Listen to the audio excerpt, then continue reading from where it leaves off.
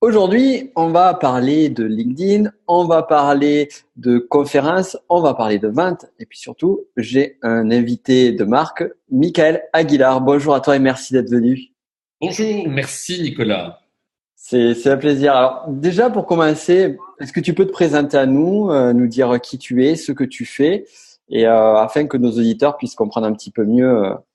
Eh bien, je suis conférencier à temps plein depuis 2005, c'est-à-dire Ouais. 19 ans maintenant que je donne des conférences tous les jours. J'en donne à peu près 150 par an, Wow. 137 l'an dernier.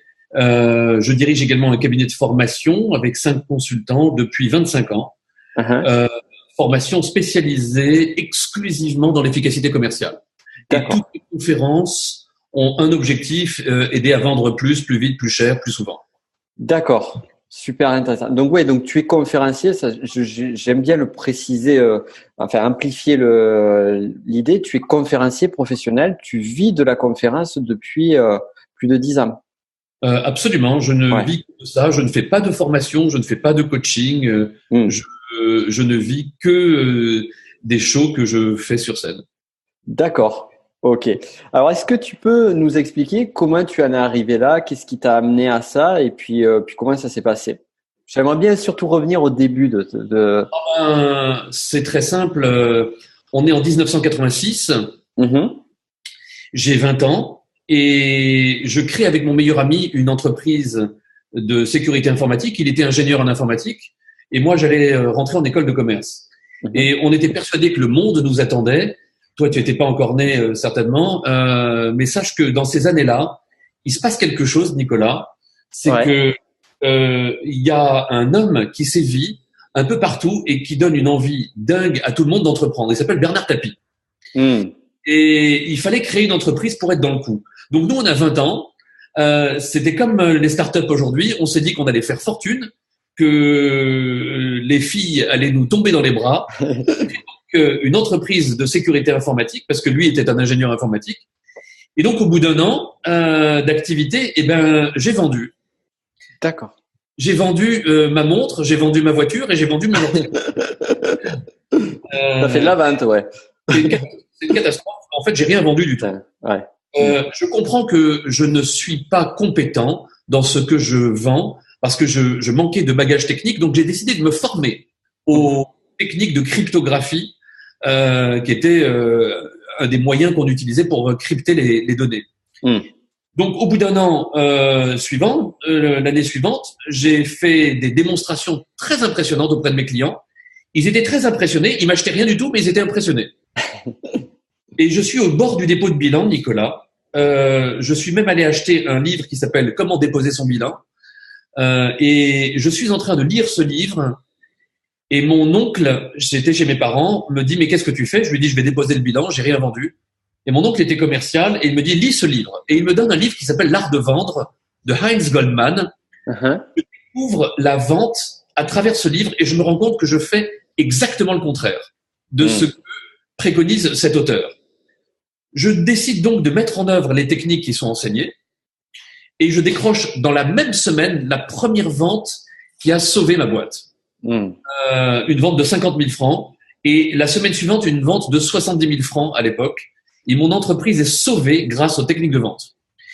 Donc, je me passionne pour le sujet. 6 ans plus tard, je décide d'arrêter toutes mes activités et d'écrire un livre très original qui n'existait pas, qui s'appelle Vendeur d'élite.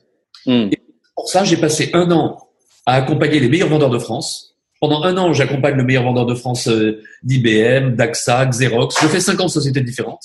Mhm. J'écris ce livre. Et une fois que ce livre sort, on me demande de venir raconter mon histoire dans les entreprises. Donc, on me demande de faire des conférences.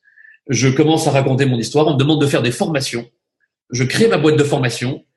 Et je vais très vite. En 2005, je vais aux États-Unis, à la National Speaker Association, pour voir les conférenciers professionnels américains. Et là, je découvre un monde totalement nouveau pour moi, le Mhm. monde du motivational speaking.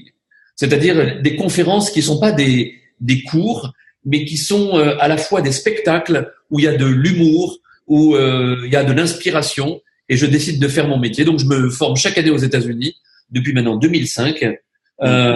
pour devenir enfin, je suis devenu motivational speaker. Et tu me pardonneras ce moment d'autosatisfaction. En 2018, j'ai obtenu le CSP. C'était c'est la plus haute distinction pour un conférencier américain. C'est l'équivalent des Oscars pour les conférenciers. Il m'a fallu 10 ans pour l'obtenir. Voilà pour mon parcours. Énorme, énorme. Ah, c'est super intéressant. Et donc, moi, ce que j'entends qui est intéressant sur ton parcours, c'est que finalement, en fait, tu es venu à ce métier que tu exerces aujourd'hui par un besoin et par une demande qui est venue à toi. Oui, c'est-à-dire que je faisais beaucoup de formations, je ne faisais que ça, et j'avais envie d'impacter beaucoup plus de monde. C'est-à-dire que parler à 8 personnes pendant une journée, c'est quelque chose, mais j'avais envie de quelque chose avec plus d'adrénaline.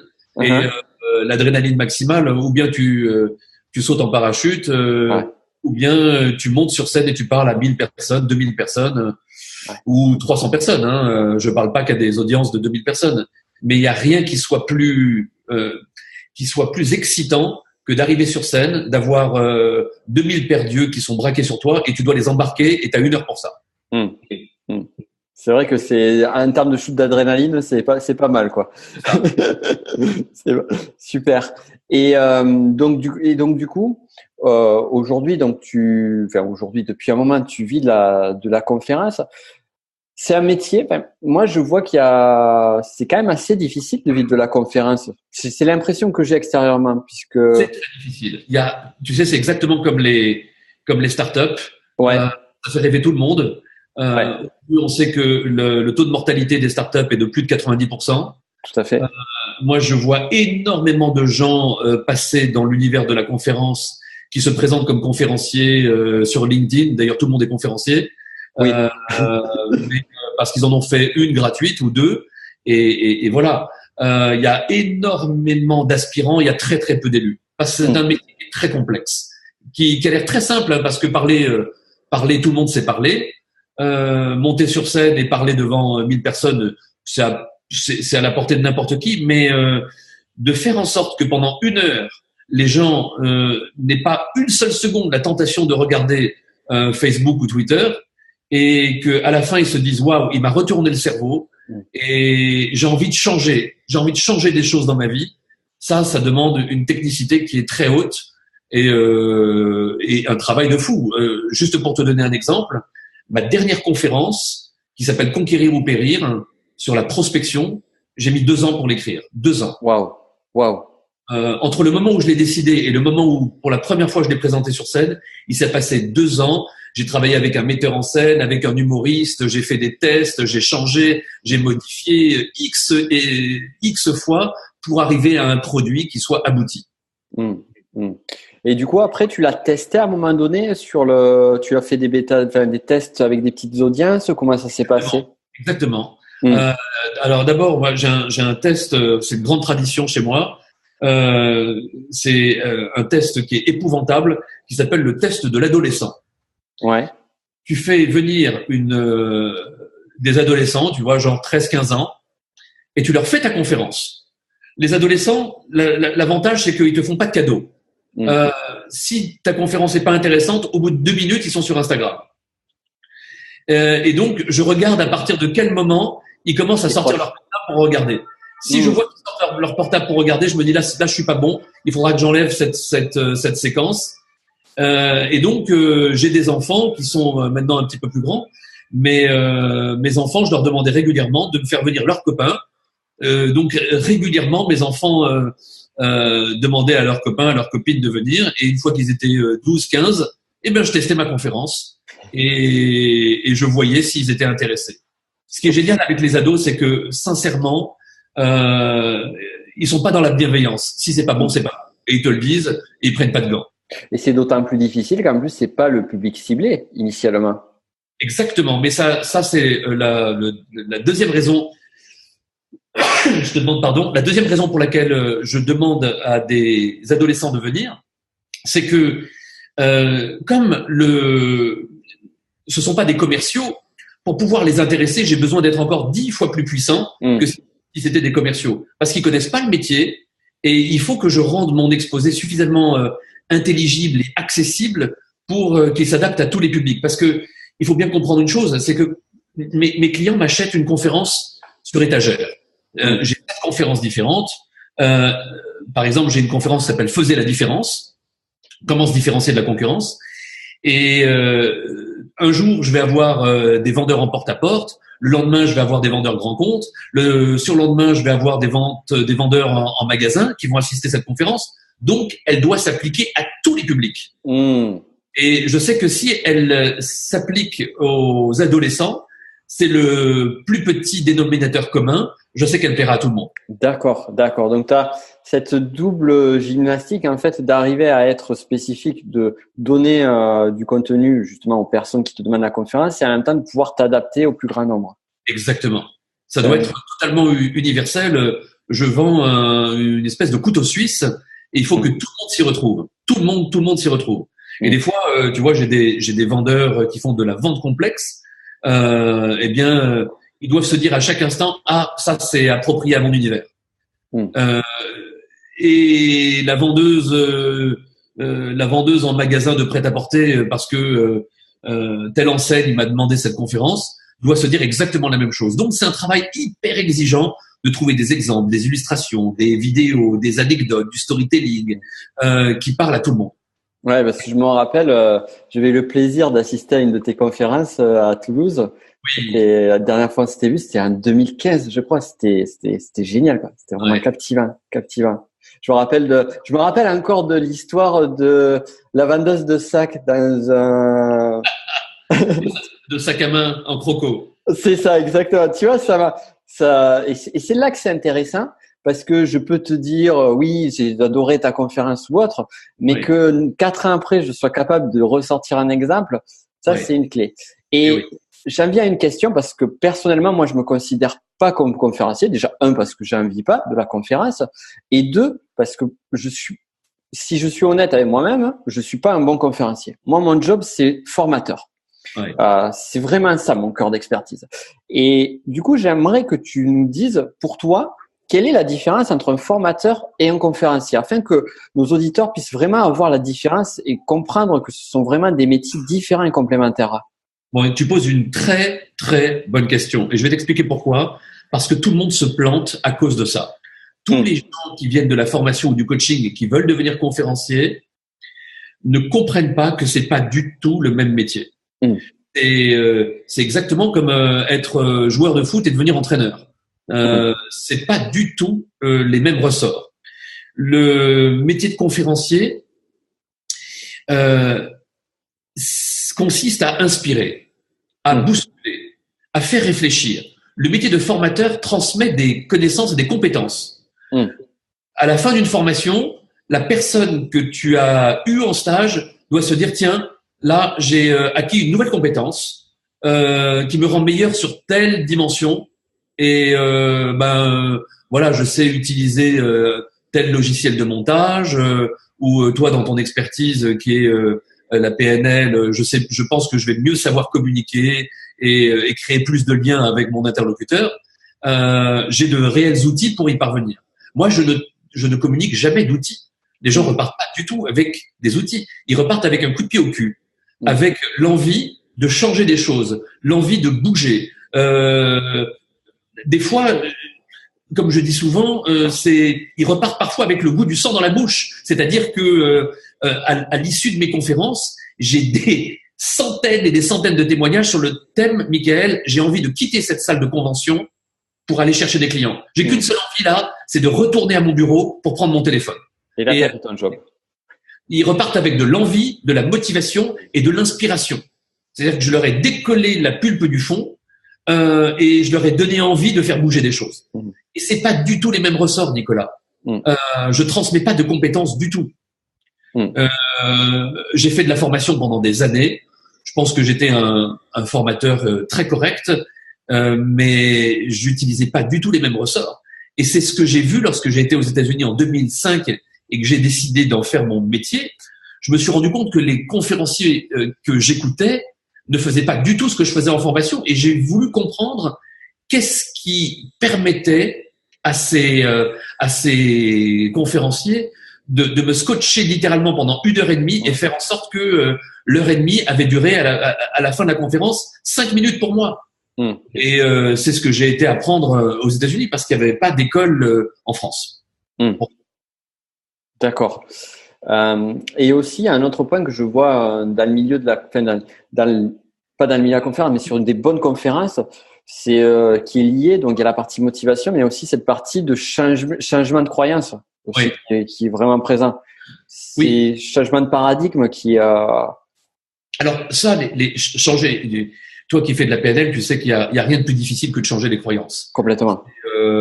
Et c'est pourtant l'un des leviers les plus puissants. Alors il y a quelques outils pour y parvenir, mais un des outils qui est le mien, c'est d'impacter puissamment avec une histoire, avec un storytelling approprié. C'est parfois d'utiliser les bons mots. Ce qui est fascinant, c'est que des fois, tu sais, tu as une phrase, tu la prononces d'une certaine manière, à certains moments, parce que tu l'as dite à ce moment-là, et de cette façon-là, ça va faire réagir les gens, et ils vont se dire, ah oui, ça c'est bon, ah oui, ça c'est vrai, ah ça c'est puissant. Et la formulation, des fois, tu sais, je passe des jours à trouver la bonne manière de formuler une simple phrase pour qu'elle ait le bon impact, à trouver la bonne musicalité, le bon rythme. Je vais te raconter une anecdote. En 2010, j'écrivais un livre qui s'appelle L'art de motiver.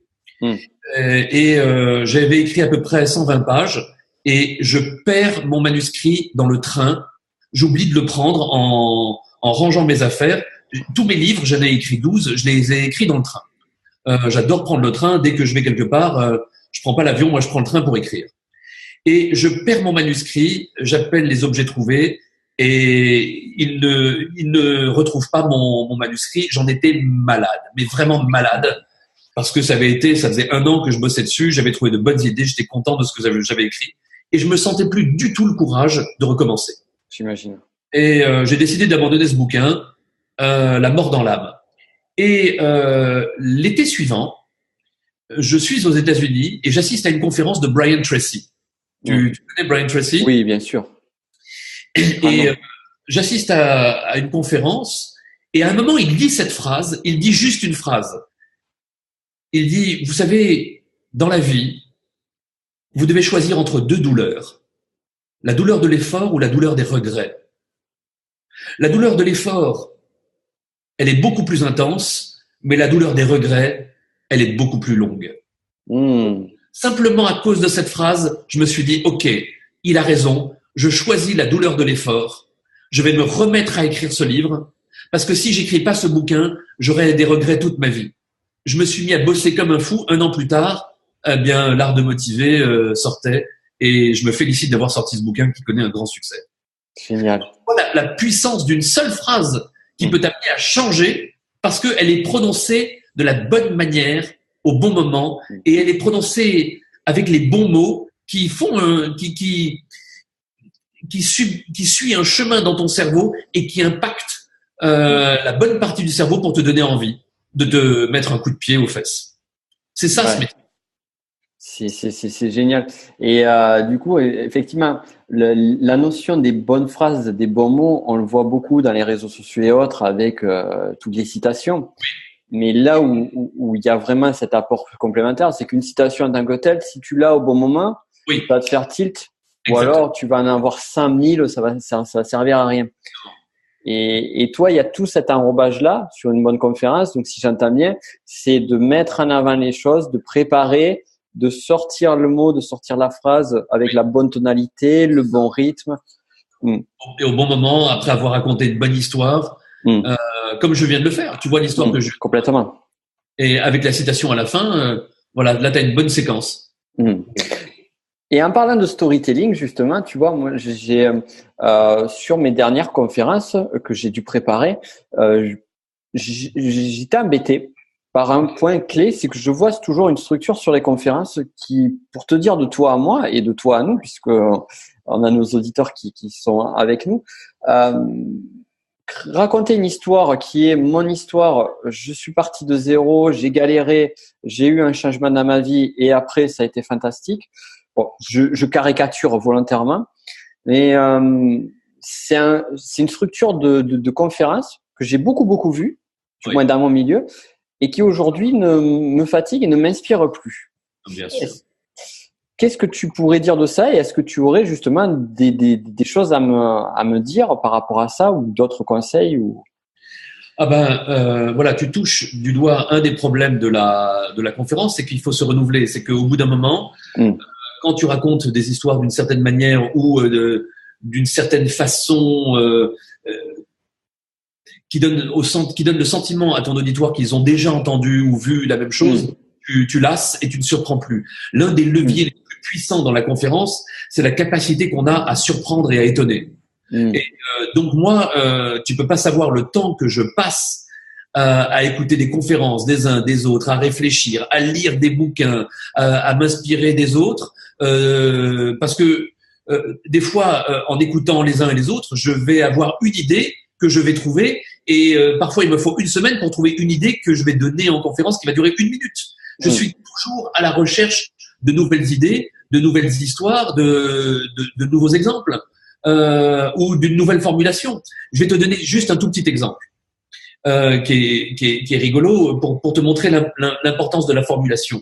Et après, pardon, je reviendrai à ta question. C'est que, par exemple, hier, j'ai trouvé une idée et j'étais fou de joie d'avoir trouvé cette idée que je pourrais formuler sous une forme de citation. J'ai trouvé l'idée suivante, c'est plutôt que de dire à quelqu'un, tu sais, quand on veut, on peut. Si tu as de la volonté, ben tu y arriveras. Ça a aucun impact. J'ai trouvé la formulation suivante, c'est que on a tous un grand pouvoir à condition d'avoir un grand vouloir. Tu vois la formulation de la question, la formulation de la phrase, ça change tout. On est doté de grands pouvoirs à condition d'avoir un grand vouloir. Eh bien, voilà, j'ai trouvé cette formulation-là. Je sais que je vais la glisser dans ma conférence et que ça va tout changer. Eh bien, la même chose pour les histoires. Je vais te donner un autre exemple. Je vais m'inspirer des contes japonais. J'ai acheté des livres sur les contes turcs, sur les histoires africaines. Et je vois si je peux pas trouver des idées là-dedans. Eh bien, j'en ai trouvé. Et donc, quand dans une conférence, à un moment, en 2 minutes, tu racontes une histoire japonaise qui est désopilante ou qui est très puissante, eh bien, tu fais la différence parce que personne ne l'a jamais entendu. Je raconte des histoires drôles dans mes conférences que personne n'a jamais entendues. Et maintenant, si tu racontes une histoire que tout le monde a entendue dans la bouche de Bigard, t'es grillé. Quand tu racontes, comme tu viens de le dire, parce que tout le monde maintenant est son propre média et il y a de plus en plus de bruit sur YouTube, sur les réseaux sociaux. Dès que quelqu'un a une bonne idée, il la poste. Et donc, effectivement, comme tu le dis, la structure du j'étais timide, j'arrivais pas à aborder les filles, et puis j'ai suivi cette formation, et maintenant les filles, je sais plus quoi en faire. Au secours, mais au secours. Donc il faut trouver d'autres leviers et aller chercher des idées là où on ne t'attend pas. Et c'est très drôle ce que tu dis. Je vais le mettre en lien avec une histoire vécue récente. Je suis allé voir le dernier film Avenger. Donc j'étais très impatient. J'avais vu le précédent, Infinity War. J'étais très impatient. Je suis sorti du film. J'étais déçu. Et en fait, je me suis rendu compte après que je me suis dit pourquoi tu as été déçu. Moi, j'avais des grosses attentes sur le film qui n'ont pas été remplies. Mais aussi au-delà de ça, je me suis rendu compte c'est que en fait j'étais usé. C'était toujours les mêmes structures, toujours la même. Et au point que j'ai plus envie de voir ce genre de film. J'ai envie de films qui m'étonnent, qui me surprennent, qui me fassent réfléchir. Exactement. Et donc ça vient au point. Et pareil avec Jurassic Park, c'est pareil. Avec, voilà, on utilise les mêmes leviers.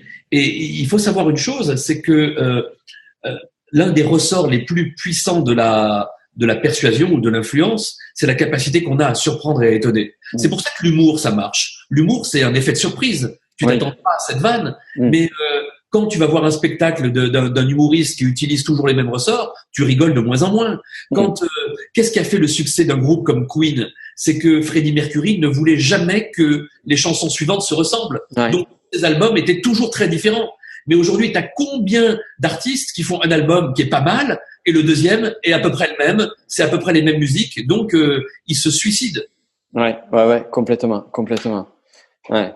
Ouais, donc il y a cette et c'est vrai que cette notion de surprise, de elle se retrouve partout. Moi, je vois par exemple sur du mailing, les titres qui ont toujours le mieux marché, c'est des titres qui captaient l'attention, qui amenaient une curiosité d'aller plus loin et qui n'étaient pas sur des structures classiques. Ouais. C'est ça. Donc, et l'autre point que j'aimerais justement, si j'ai bien compris la synthèse, ou du moins je mettrai sur une métaphore, j'ai l'impression que lorsque tu crées une conférence, en fait, je te vois un peu comme quelqu'un qui va visiter plusieurs endroits avec des enchères, plusieurs vide-greniers et autres, pour trouver les pièces uniques. Et après, rassembler toutes ces pièces uniques pour arriver à faire un environnement qui est juste exceptionnel avec ça. Mais en fouinant, en cherchant, en allant un petit peu partout. C'est exactement ça. C'est-à-dire que quand j'ai un thème, là, par exemple, je suis en train de préparer une conférence qui sera prête dans 1 an. Le thème s'appelle « Donner envie ». Vendeurs, arrêtez de vendre, faites-vous acheter. Et donc là, je suis comme un fou pour trouver des idées pour alimenter une conférence qui durera 1h30 sur comment donner envie, comment stimuler le désir. Et je regarde des centaines de vidéos, je lis des bouquins là-dessus, je discute avec les amis. Aujourd'hui, tous mes consultants, ils en peuvent plus parce que j'arrête pas de les embêter sur est-ce que tu as trouvé une idée, est-ce que tu as vu une pub, est-ce que tu as vu un film, qu'est-ce qui t'a donné envie. Voilà. Et donc petit à petit, je mets des flèches dans mon carquois. Pour l'instant, j'ai de quoi alimenter une demi-heure, mais il faut que j'en ai au moins 1 heure. Donc pour l'instant, je suis pas prêt du tout. D'accord. Et là où justement, il y a quelque chose qui est admirable pour moi par rapport à ma façon de fonctionner, c'est que je suis très impatient. Comment arrives-tu à faire pour attendre 1 an ou 2 ans avant de sortir une nouvelle conférence, surtout quand en plus ton bébé, et on le sent à ta voix que ça t'excite de bosser dessus, quoi. Écoute, je suis comme toi. Simplement, j'ai la chance de faire ce métier qui est exceptionnel de conférencier. Donc, ce qui me fait patienter, c'est que j'ai l'excitation de monter sur scène chaque fois. Tu vois, là, je vais en Allemagne demain pour donner une conférence pour un groupe de cosmétiques. Je suis comme au premier jour, alors que j'ai donné plus de 1200 conférences. Je suis comme au premier jour quand je monte sur scène. Pourquoi ? Parce que je sais que dans la salle, il y a 90% des gens qui ne me connaissent pas et qui se disent « Oh là là, qu'est-ce que ça va être encore un conférencier sur la vente, au secours ?» Et j'ai à peu près 3 minutes pour leur donner envie de s'investir et de m'écouter. Et après, j'ai 1 heure pour les garder, 1h30. Et là, chaque fois, c'est un challenge, c'est un jeu. J'ai l'impression d'être un torero dans l'arène, sauf que je ne tue pas le taureau à la fin, mais je joue avec mon public et j'adore ça. Génial. Et la répétition, de répéter toujours une même structure, ça ne te dérange pas ? Ça ne me dérange pas parce que j'ai 7 conférences différentes et elles sont toujours alternées. D'accord. Si j'en avais qu'une seule, ce serait difficile au bout de 10 ans. Ma première conférence, j'ai dû la faire pendant 5 ans là, parce que j'en avais qu'une seule avant d'en avoir une seconde. Donc, au bout d'un moment, c'est vrai que c'était un peu plus fatigant. Mais là, maintenant, j'en ai 7. Bientôt, j'en aurai une 8e et j'alterne. Tu varies les plaisirs, ouais. D'accord, super. J'aimerais maintenant en venir sur la seconde partie aussi de cette interview.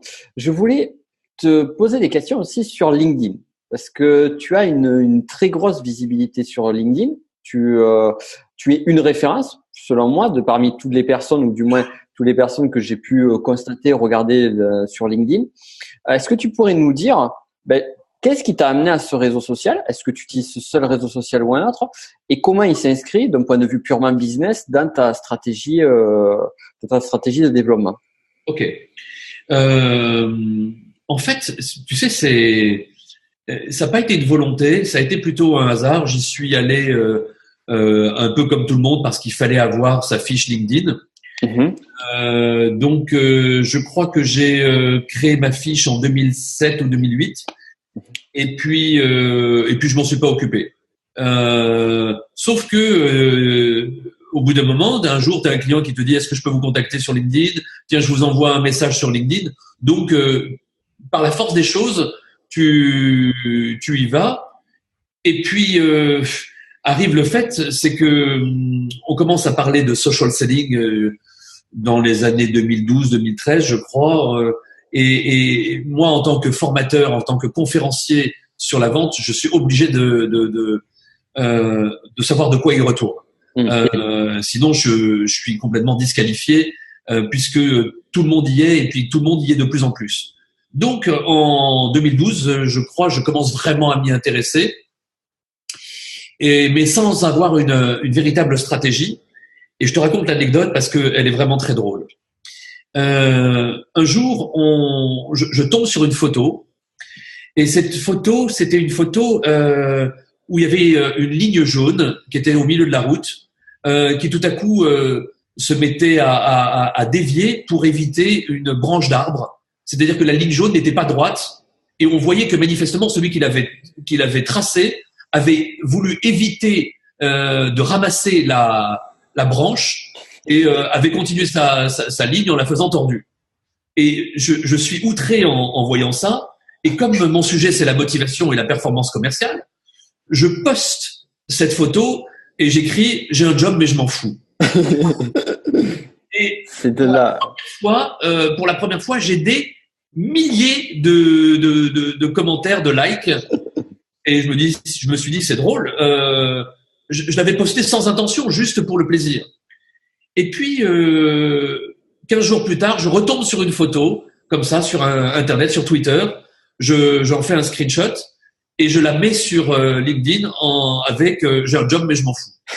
Et là, à nouveau, milliers de commentaires.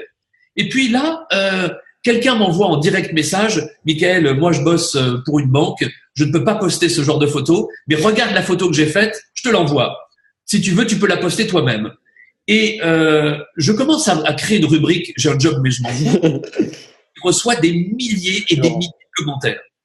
Donc ça devient un jeu, j'ai aucune stratégie et donc on doit être en 2013 je pense et je commence à poster des photos un peu décalées, un peu originales qui ne cadrent pas avec mon profil.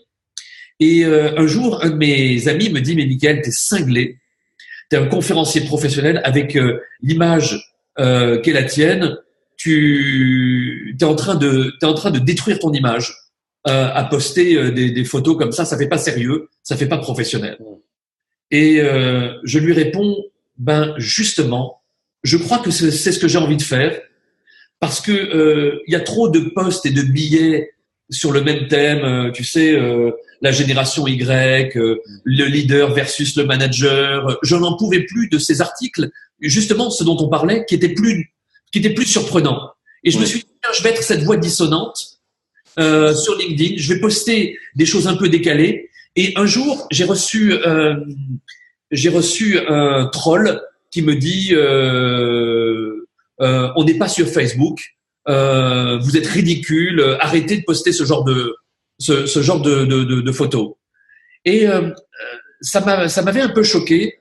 Et j'ai envoyé j'ai écrit un billet sur LinkedIn en disant à tout mon réseau. Voilà, est-ce que vous voulez que j'arrête? Est-ce que vous trouvez ça ridicule, grotesque?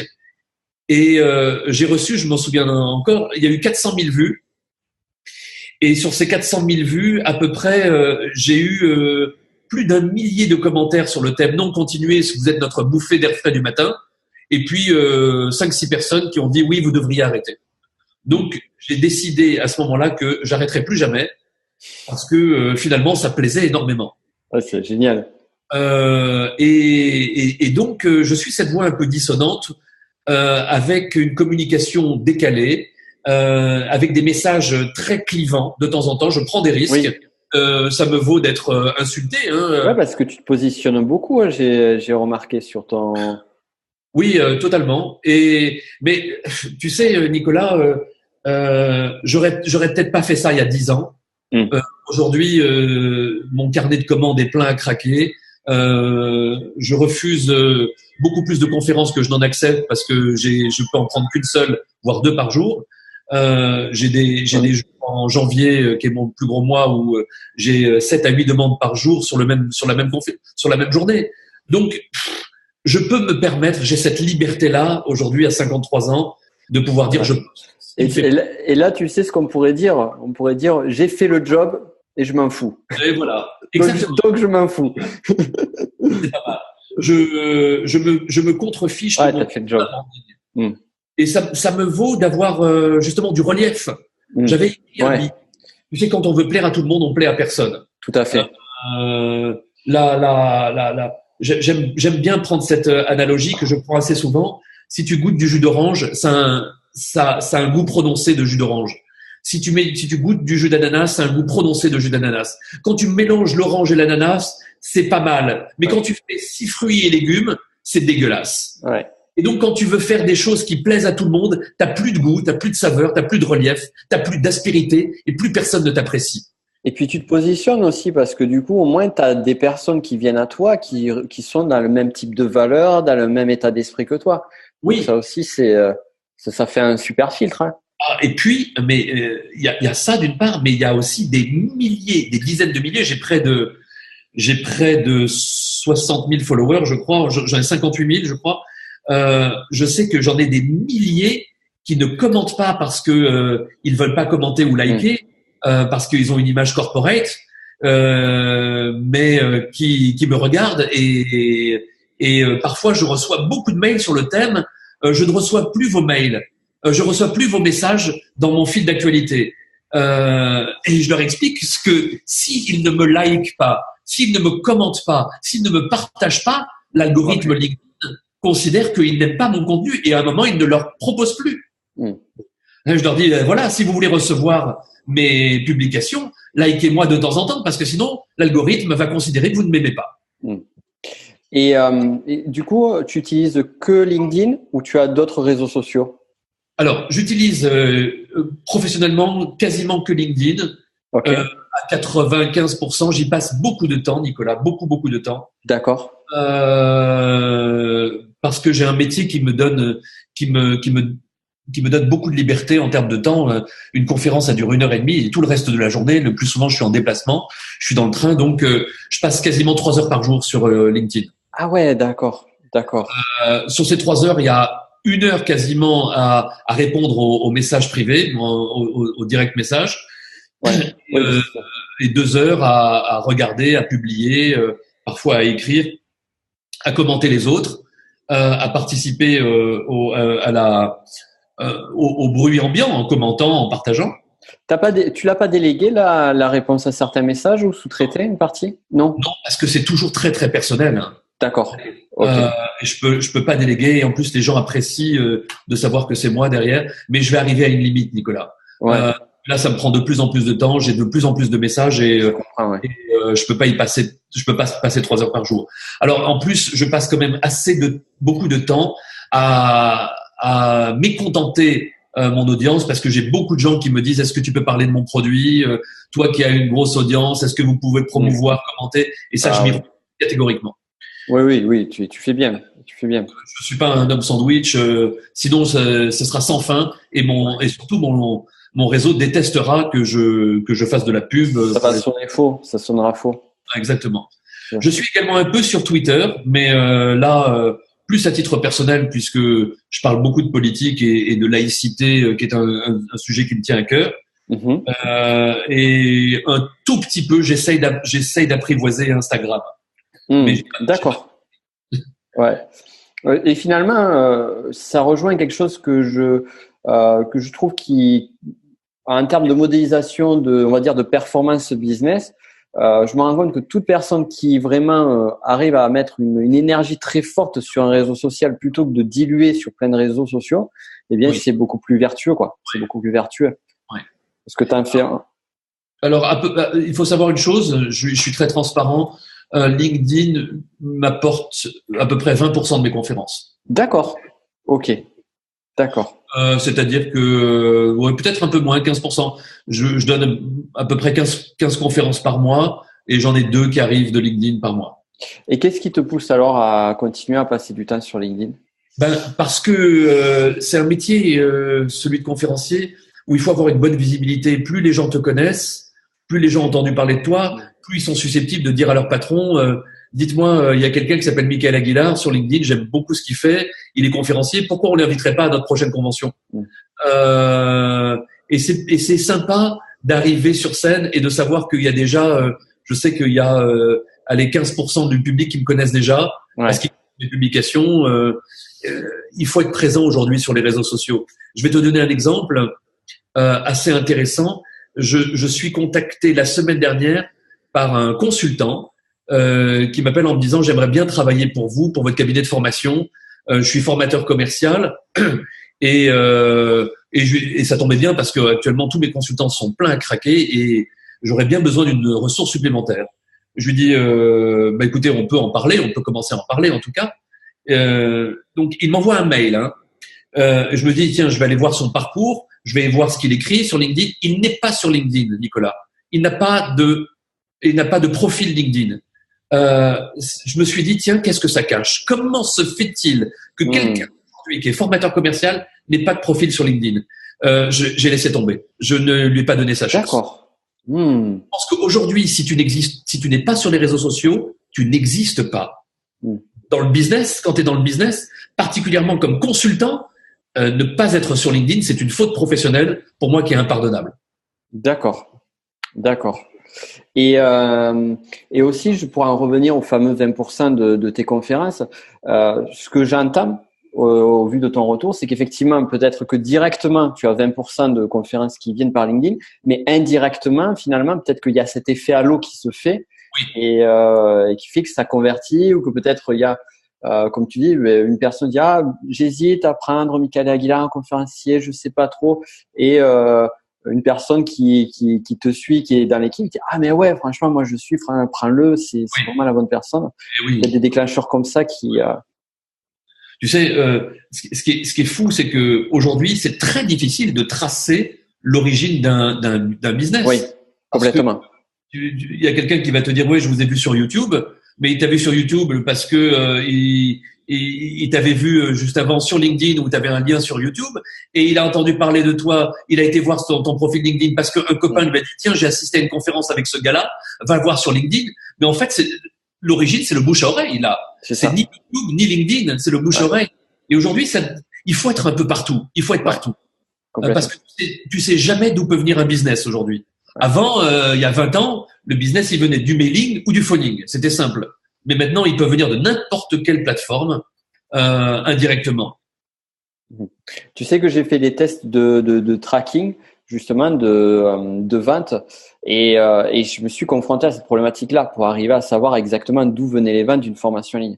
Et il y a que la vente directe qui m'a permis de savoir, mais c'est compliqué, quoi. C'est compliqué. C'était super compliqué. Alors, pour conclure, est-ce que j'aime bien poser cette question à mes invités? Est-ce que tu pourrais nous raconter une de tes plus grosses galères professionnelles et comme toute galère est riche d'enseignements, ce que tu en as tiré? Alors, je vais te raconter ma plus grosse galère de conférencier.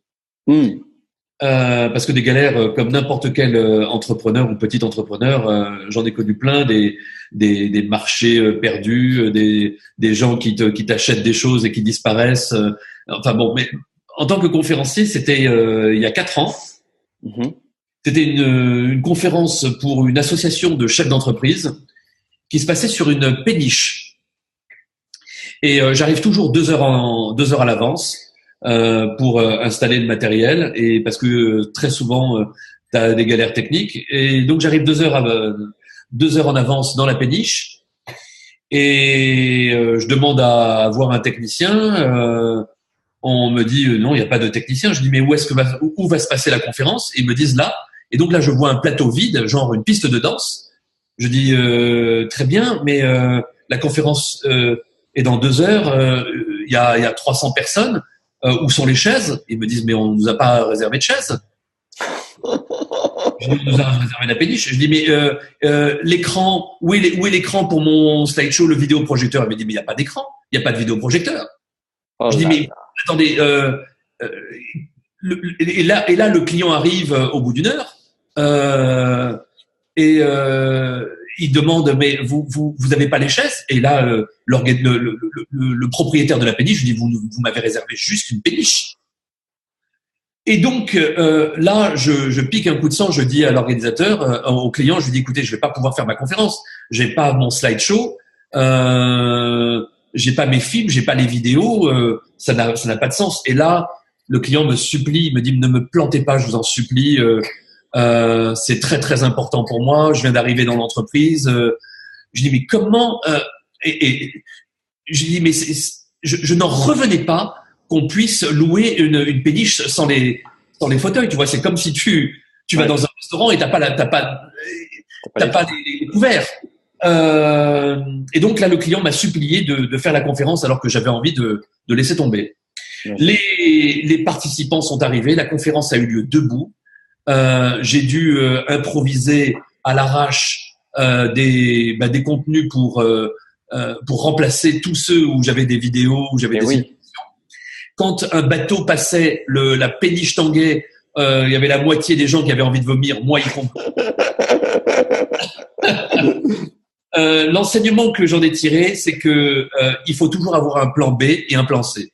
Alors j'ai toujours maintenant aujourd'hui un plan B et un plan C, c'est-à-dire que la plupart de mes conférences, pas toutes, mais 5 sur 7, si jamais la vidéo ne marche pas, si jamais l'écran ne descend pas, si jamais la lampe du vidéoprojecteur, je suis capable de faire une conférence sans slideshow. D'accord. Donc donc du coup, mon Mac est volé. J'ai toujours sur moi une clé USB avec la même présentation en PowerPoint. Et alors que moi j'utilise Keynote sur Mac, mais j'ai le plan B. Et bien on m'en a pris. Par exemple, le mois dernier, j'ai donné une conférence à Nîmes dans une salle de cinéma qui n'acceptait pas les Macs. Et heureusement que j'avais ma clé USB avec ma présentation sur PowerPoint. Il y avait quelqu'un dans l'assistance qui avait son PC. On a utilisé son PC. Donc t'as tout sécurisé finalement. Tu t'adaptes et c'est en fait finalement un développement d'une adaptabilité à quelle que soit la situation derrière. Parce que tôt ou tard ça arrive. Tôt ou tard. Ouais.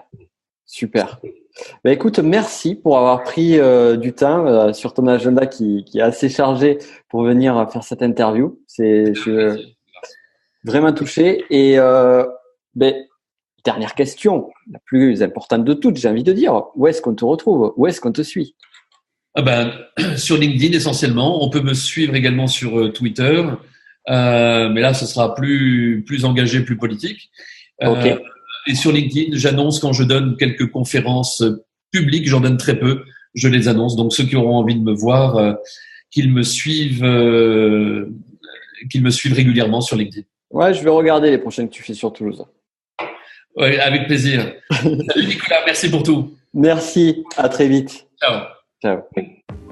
Et voilà, tu viens d'écouter un des épisodes de mon podcast Le business de la connaissance. Alors, si tu veux aller beaucoup plus loin et suivre l'intégralité des podcasts sur ce sujet-là, je t'invite à regarder en description de cette vidéo. Tu trouveras le lien pour pouvoir t'abonner à mon podcast Le business de la connaissance et ainsi on pourra aller beaucoup plus loin ensemble. D'ici là, je te souhaite une excellente journée.